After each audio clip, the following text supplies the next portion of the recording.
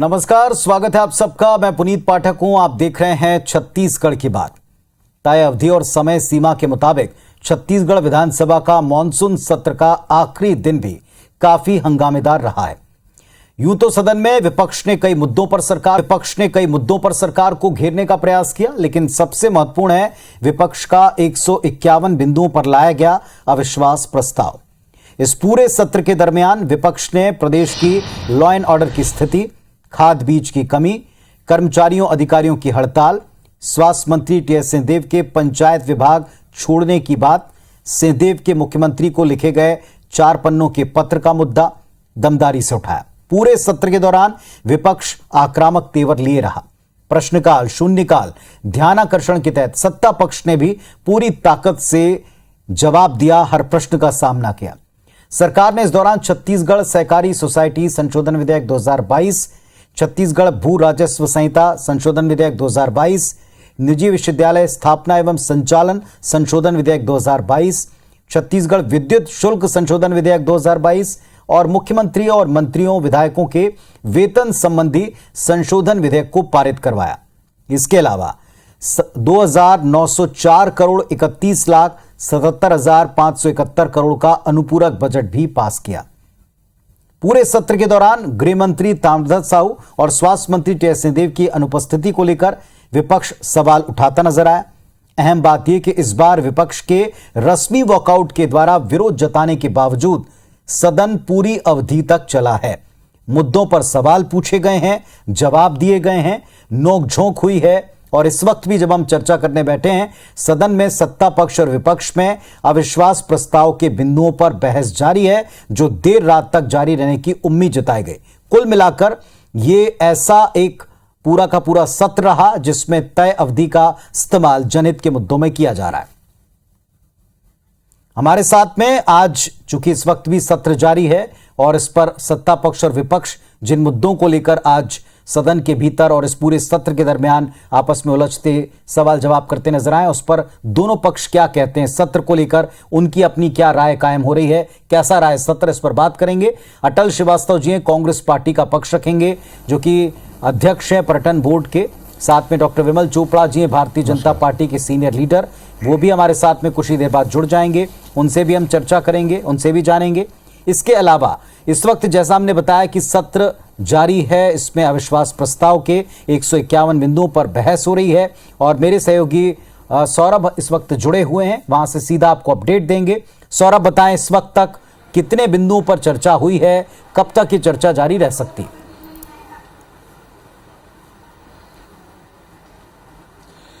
बिल्कुल, देखिए पुनीत, 7 घंटे से ज़्यादा का वक्त हो गया है अविश्वास प्रस्ताव पर चर्चा हो रही है।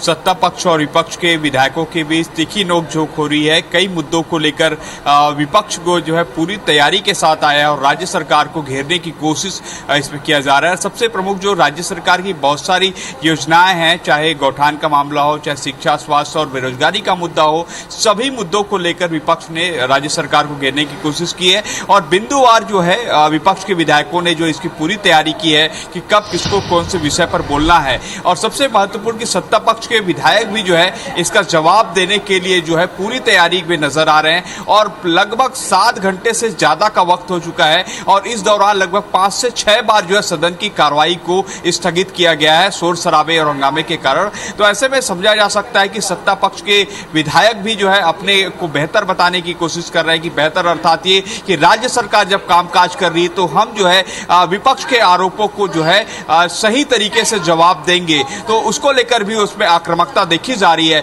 वही विपक्ष के रूप में भाजपा के तमाम जो नेता हैं, जो विधायक हैं, वो लगातार एक एक कर हमला बोल रहे हैं। कुछ देर पहले विधायक बृजमोहन अग्रवाल और अजय चंद्राकर, धर्मलाल कौशिक जैसे तमाम बड़े नेताओं ने जो अपनी अपनी बात कही है। उसके अलावा सत्ता पक्ष की ओर से प्रदेश कांग्रेस अध्यक्ष मोहन मरकाम और कई विधायकों ने अपनी बात कही है। और अभी जो है मैं जो है अभी यहाँ पर हूँ, सदन के बाहर हूँ, लेकिन जो है आवाज अभी भी यहाँ पर आ रही है, जो हल्ला भी हो रहा है वहाँ अंदर में सदन के अंदर।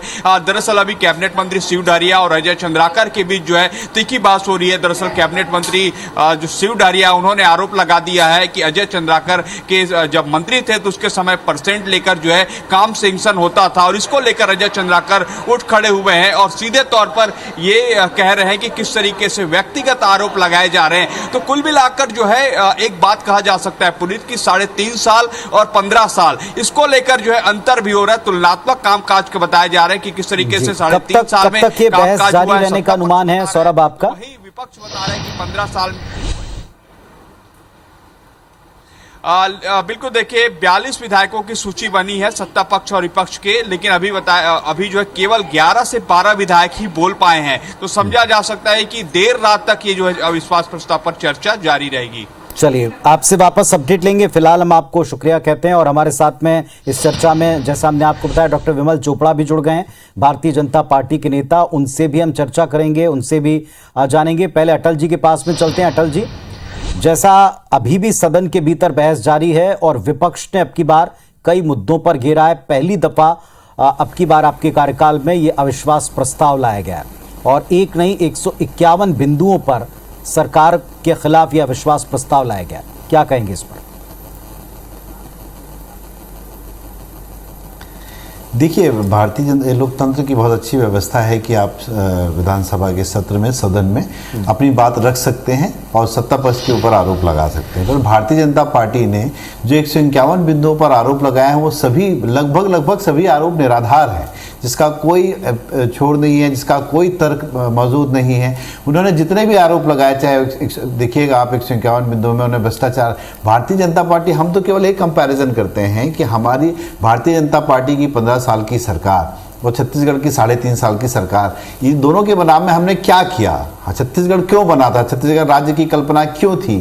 छत्तीसगढ़ धान का कटोरा क्यों कहलाता था? हमारे मुख्यमंत्री जी ने मुख्यमंत्री बनने के साथ ही छत्तीसगढ़ बनने की अवधारणा पर काम करना शुरू किया और आज छत्तीसगढ़ के गांव का किसान खुश है, छत्तीसगढ़ के वनांचलों में रहने वाला आदिवासी खुश है, बेरोजगारों को रोजगार मिल रहा है। कहीं भ्रष्टाचार के नाम पर आपने एक भी बार नहीं सुना होगा कि किसी भी भर्तियों पर कोई भ्रष्टाचार हुआ। पर भारतीय जनता पार्टी के 15 साल में आप पीएमटी का घोटाला हुआ, पीएससी का, अभी तक सुप्रीम कोर्ट में केसेस चल रहे हैं, बहुत सारे निर्णय जो पीएससी के हुए। तो भारतीय जनता पार्टी घोटालों की सरकार थी, पर यह सरकार आम जनता के बीच लोकप्रिय सरकार है। भारतीय जनता पार्टी को जब कुछ समझ में नहीं आ रहा है तो अविश्वास प्रस्ताव लाकर इस बहस को दे रहे हैं। और सदन में आज मैं भी कुछ समय तक मौजूद था, सदन में जिस तरीके के सवाल जवाब हो रहे हैं और सत्ता पक्ष उन सवालों का जवाब दे रही है, उससे मुझे लगता है कि निरुत्तर हो जा रहे हैं, जगह छोड़ के चले जा रहे हैं हमारे विपक्ष के सदस्य, क्योंकि उनके पास इस चीज़ का कोई जवाब ही नहीं है। तो किसी भी फील्ड पर आप किसी 151 बिंदु के किसी भी पक्ष पर बात करें तो उनके भारतीय जनता पार्टी केवल आरोप लगा देने से नहीं होता है। हम तो केवल यही पूछते हैं कि आपने 15 साल में क्या किया, आपने आदिवासियों के लिए क्या किया। आज नक्सली समस्या खत्म होने की कगार पर, नक्सली समस्या लगभग बंद हो चुकी है, तो आखिर इसके लिए कौन जिम्मेदार है? किन लोगों ने नक्सलियों के नाम पर बहुत बेचारे आदिवासियों को बंद करके जेल में ठूस दिया था? आज माननीय मुख्यमंत्री जी ने उन लोगों को छुड़वाया। तो इस तरीके की बहुत सारी बातें हैं कि छत्तीसगढ़ के गांव का में विश्वास पैदा हो रहा है कि सरकार हमारी सरकार है। युवाओं में यह विश्वास पैदा हो रहा है कि सरकार हमारी सरकार है। स्व सहायता समूह महिलाओं में यह विश्वास पैदा हो रहा है। हमारे साथ में डॉक्टर विमल चोपड़ा जी हैं, जरा उनसे भी उनका पक्ष सुन लें। वापस आपके पास में मैं लौटूंगा। डॉक्टर चोपड़ा, आप सुन पाए होंगे मूलतः 3 बातें। पहली बात तो ये कि हर बार वॉकआउट करके आप सवाल पूछकर चले जाते थे, ये आरोप लगता था। इस बात के लिए शुभकामनाएं कि चलिए पूरी तरह से एक्टिव विपक्ष दिखा और पूरे समय तक ये सत्र चल भी रहा। इस बात के लिए दोनों पक्षों को बराबरी से बधाई बनती है। यह अविश्वास प्रस्ताव क्या केवल अपनी सक्रियता दिखाने के लिए विपक्ष लाया? ये सत्ता पक्ष का आरोप है। दूसरा, जिन मुद्दों को आप उठा रहे हैं, आप अपने कार्यकाल को भूल गए क्या? ये आरोप है। दोनों के उत्तर दीजिए। देखिए, ऐसा है कि अविश्वास प्रस्ताव लोकतंत्र की व्यवस्था है जी, और आप ये आरोप लगा रहे हैं हम अपनी सक्रियता हाँ बिल्कुल सक्रियता दिखाने के लिए लगा रहे हैं कि किस प्रकार की गड़बड़ियां इन 3.5 सालों में हुई है। सक्रियता के साथ हम जनता के बीच लाना चाहते हैं, इस सरकार के मुखौटे को उतारना चाहते हैं, इसलिए हमने लाया। और मैं अभी कांग्रेस के प्रवक्ता अटल जी बोल रहे थे, उन्होंने कहा भी कि लगभग आरोप निराधार है। लगभग बोलने का मतलब कुछ तो वो स्वीकार कर रहे हैं कि कुछ आरोप जो हैं वो सही है। चलिए, इसके लिए धन्यवाद उनको कि उन्होंने कुछ आरोपों को माना, यानी उनका मानना मतलब यह है कि 100% आरोप जो है वो सही है।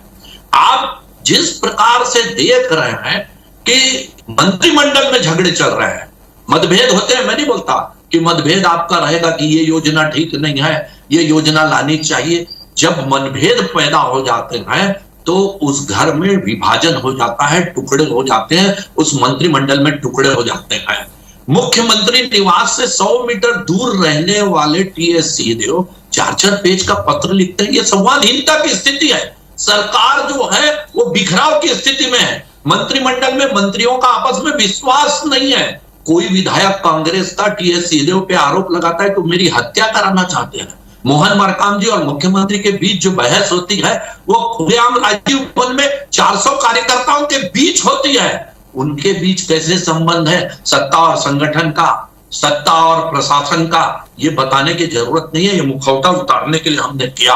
आज देखिए, आज हसदेव परियोजना का क्या हाल है। मुख्यमंत्री जी पहले जाते थे राहुल गांधी जी के साथ बैठ करके कि हमारी सरकार आते ही ये सब बंद होगा। क्या उस समय वो घर की बिजली बंद करके गए थे, अपने घर की बिजली, कि मैं हसदेव में जा रहा हूं? आज बोलते हैं जिनको यदि कोयले की खदान बंद कराना है अपने घर की बिजली बंद कीजिए। उस समय 3.5 साल 4 साल पहले जब आप गए थे राहुल गांधी के साथ तो क्या घर की बिजली बंद करके गए थे? ये इस प्रकार की हास्यास्पद स्थिति आप मत लाइए। आज बोधघाट परियोजना जिसको आपने कहा हम लागू करेंगे, आदिवासियों ने उसका विरोध किया और आपको कदम पीछे हटाना पड़ा।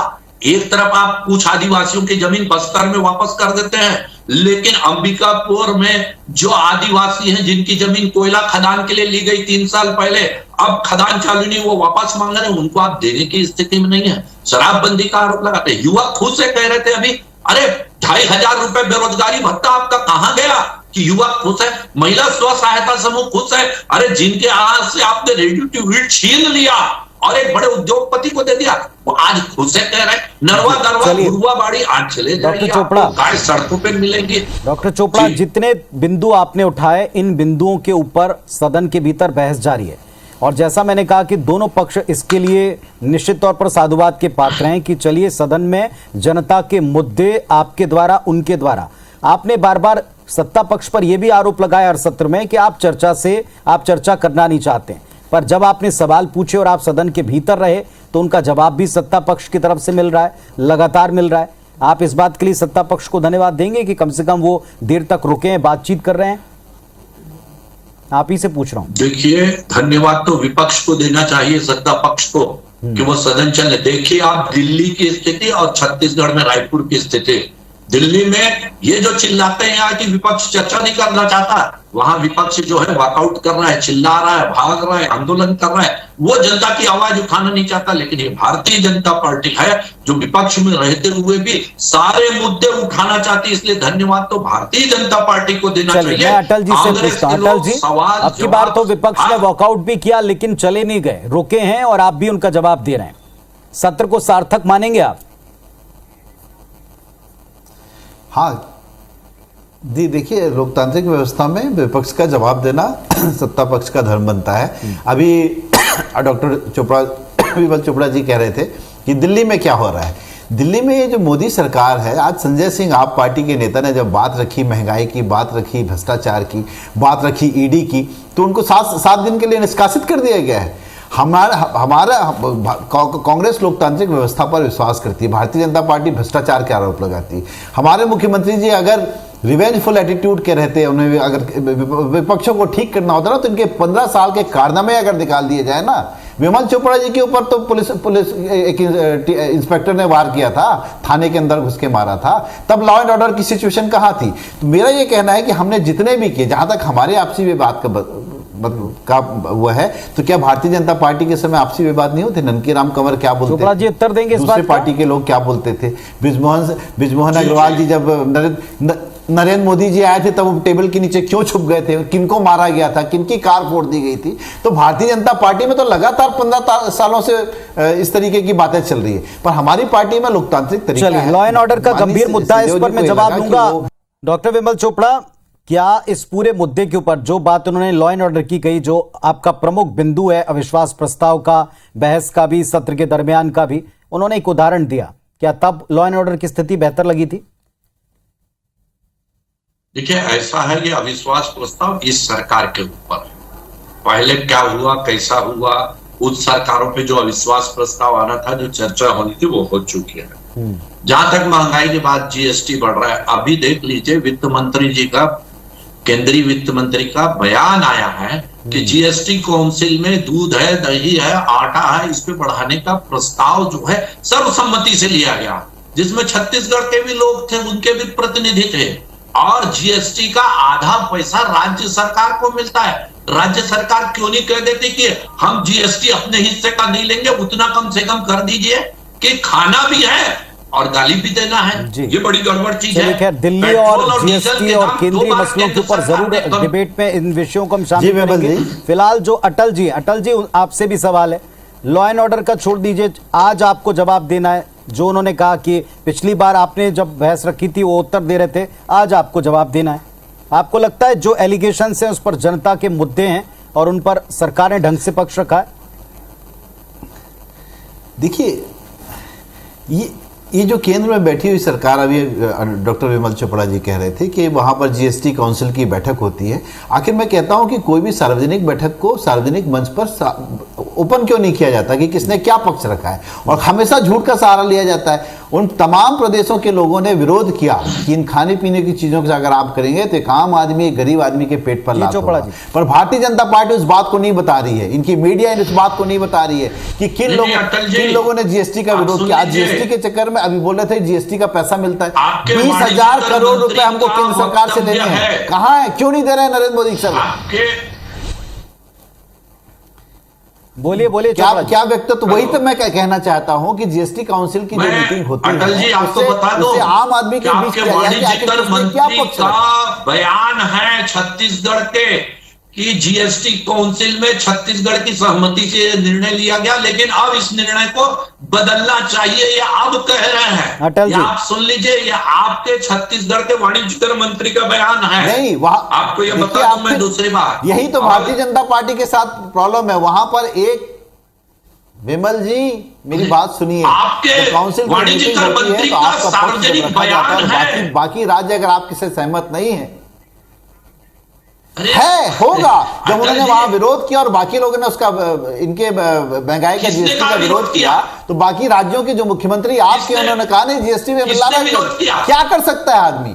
आप बताइए कि आप आज जिस जगह पर बैठे हैं, आप सबसे ज्यादा राज्यों में आपकी सरकार है, आप कर कह रहे हैं आम जनता हाहाकार, पेट्रोल डीजल की कीमत कहां पहुंच गई?